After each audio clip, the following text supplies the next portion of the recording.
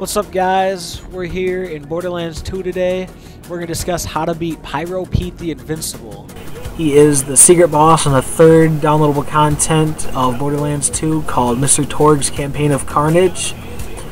You're going to come to Pyro Pete's bar. This is not a fast travel location, so in order to get here you will have to fast travel to the beatdown and make your way to it. The place when you spawn, you will spawn right here, and you have, the new Tourgues machines right there, a customization station, ammo, health. So get whatever you need to come fight the guy, and then make your way down into his bar area. You will see enemies here. It's okay, they won't attack you or anything. You don't have to fight them. But if you want to work on challenges, like gun challenges or anything, this is a great way to do it.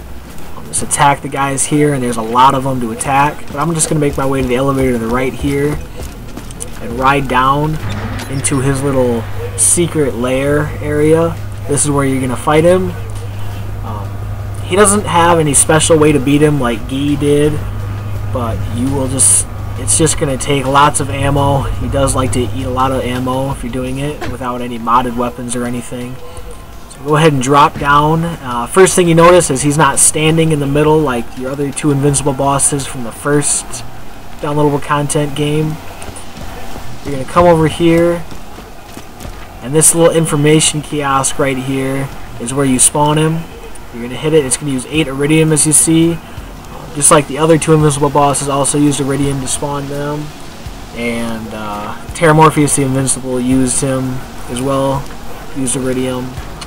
When you hit the button, he's going to jump from up there and land in the middle. So the first thing you want to do once you hit the button is run over to this corner right here, which this is where you jump down from, so it's your first pillar to the right. You're going to come into the corner, and then you're going to jump straight into the corner while holding forward. You're just going to tap your jump button when you do that, and you're just going to make your way and climb up into this little ledge. This is going to be the best way to avoid his attacks and damage him. When he does attack, if you hide behind either one of these pillars, you can avoid getting hit. His most powerful attack is when he slams on the ground. It'll look just like Hyperion's. So know when to look for it and hide behind one of these, because if you do get hit by it, you will start taking damage from the corrosion, and it will be constant. Whether you get revived or not, it will keep hurting you, and your health will go down dramatically. If you do get hit, in order to turn it off, you have to turn one of these two switches. The first one is right by where you jump up. The other one is right in front of it. They are the two waterfalls. When you start Pyro Pete, the waterfalls will disappear. So you come over, turn the knob, which will turn the waterfalls on. Just stand under it, and that will stop the effect of the corrosion. Now when you turn the little valve over there, it's going to spawn spider ants that are going to come down with the waterfall. They're pretty low level at first, but every time you kill one, every time you turn the valve, it's going to increase their level, and they just keep leveling. There's really no level cap for them. If you do this one over here, the one that's right in front, it's going to have rats that jump down. You'll have to fight the rats. They're a much bigger pain than the spider ants would be, and just like the spider ants, they will level every time you turn that valve. So if you have the spider ants starting to get pretty high level and you don't want to take the time of having them, risk them hurting you enough, go over and you can switch to go into the rats, and just try and keep them down on lower level as possible. When you come up here, he will jump at you, and he has a chance of getting up there on the ledge with you. If he does, it's okay. You just jump down and again use the pillars to block his attacks. The big thing if he jumps up is that when you kill him, all the loot, there will be loot that stays up there. If you kill him while he's behind this pillar, you will no longer be able to jump up here. It will stop you from jumping up there, and you cannot get some of the loot that goes up there. But if you kill him behind this pillar or over here, you were still able to jump up and get the loot. So if he's about dead, make sure you try and get him over here. That way you don't lose the loot. You're allowed to get up there and get it. Alright, so I'm just going to start this for the 8 Iridium.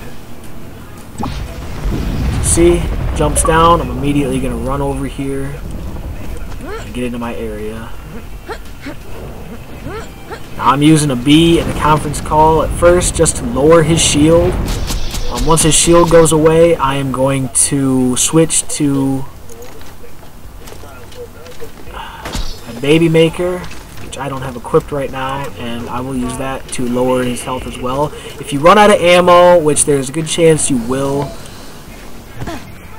just hit the little things. There's one here, and there's one over there. Collect the ammo, and try and go back up if he's not up there already. If he is up there, it's a lot easier just to go left and right. As you see, he just did his little move, and I am taking constant corrosion damage. So, to show you what you need to do, waterfall comes up, hit the waterfall, and I stop taking damage, but lower level spider ants do appear, so kill them. They're not too much of a problem at first. Just like the rats are not that big of a problem either. Right away, you know, level 45 is what they default start at. I'm just going to fast forward through the end of the battle and show you guys the ending. And here I put the last few shots in him. He does drop a lot of things. You see a lot of crystals. He drops gold weapons. I've gotten a legendary mod off him. He does drop a lot of stuff here. Very good boss to beat. But as you can see, I made sure he was in the left side of the ledge. And that way I was able to come up onto the ledge myself and make sure I picked up everything and there wasn't anything hidden back there. Alright, thank you guys for watching our video, and stay tuned for more tutorials and gameplay.